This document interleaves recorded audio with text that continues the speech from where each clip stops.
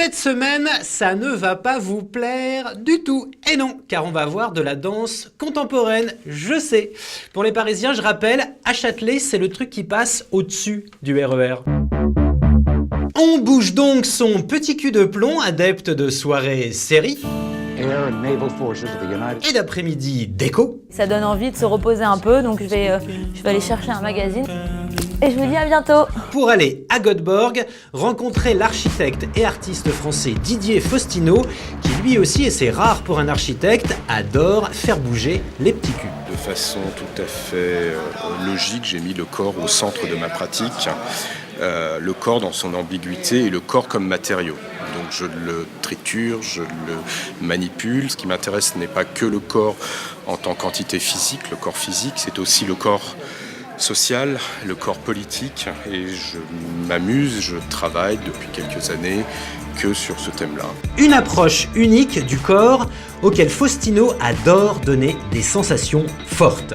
En version architecturale, cela donne des immeubles d'1 mètre carré à escalader, un terrain de basket suspendu pour une seule personne, ou des belvédères en forme de balançoire.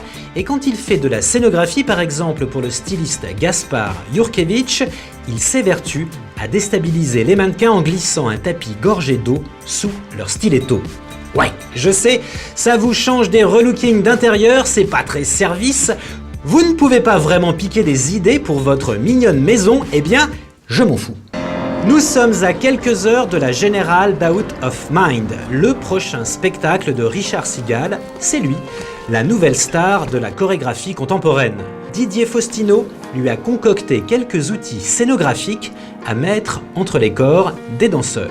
L'idée était de partir d'un élément totalement plat au sol et qui, sous la tension de câbles que les danseurs vont venir accrocher, peut s'animer comme une espèce d'animal, de fantôme, de ghost, une espèce d'étrange présence qui peu à peu, pendant une séquence de 10 minutes, va s'articuler sans se déplacer dans l'espace. Et donc les danseurs sont autour, passent dessous, viennent l'accoster. Et il fallait une matière très simple, légère, facilement assemblable, et qui puisse finalement jouer de la lumière, générer comme un principe de mirage, une altération visuelle au niveau de la lumière, et qui soit, à contrario aussi, une ombre dans l'espace. Donc un jeu d'aller-retour entre, je dirais, un maximum de lumière et un maximum d'ombre.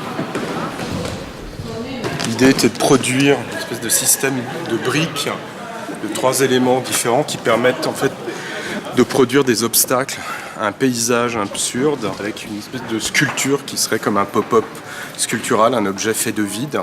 Donc vraiment une espèce de corps produit par une totale vacuité qui serait juste une peau et que les danseurs peuvent à la fois manipuler, reconstruire et produire des arrangements qui sont à chaque fois aléatoires, inattendus. Et peu à peu vont se les approprier et vont les bousculer, les malmener. En clair, Faustino a conçu un kit, mais il ne sait pas encore exactement comment le chorégraphe va se l'approprier. Ce qu'on voit sur scène, c'est les danseurs qui sont engagés, qui sont occupés avec cette activité chorégraphique. Et les objets, ils participent dans la communication des danseurs. Ils portent une sorte de signal. Mais en même temps, ils ont un aspect autonome. Le tapis qu'on a vu tout à l'heure, on a l'impression qu'il est une sorte d'organisme qui existe à part avec son propre volonté.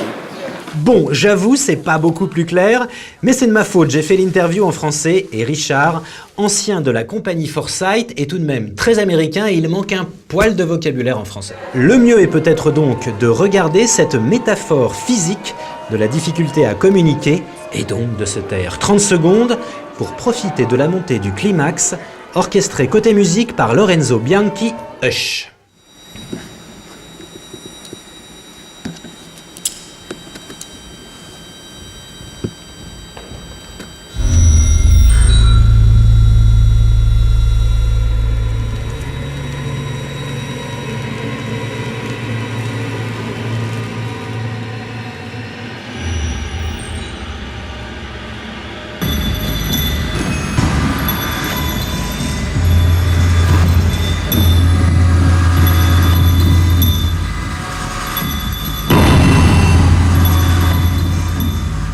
Alors? Waouh. Je suis un peu bluffé par le spectacle, surtout, pas par mon boulot. Et il y a un climax, il y a un monde, il y a... Voilà. Et l'idée était de passer de l'autre côté des rêves et d'aller dans une espèce de monde cauchemardesque. C'est à la fois cauchemardesque et fascinant. Un peu sexy quand même. Il y a du corps, il y a du désir, il y a de l'humour. Il faut pas trop se prendre au sérieux quand même. Tout ça, c'est du spectacle. Et ben voilà, c'était pas si terrible. Et la semaine prochaine, on parle d'écho, promis. Enfin, peut-être. Au revoir. Bravo.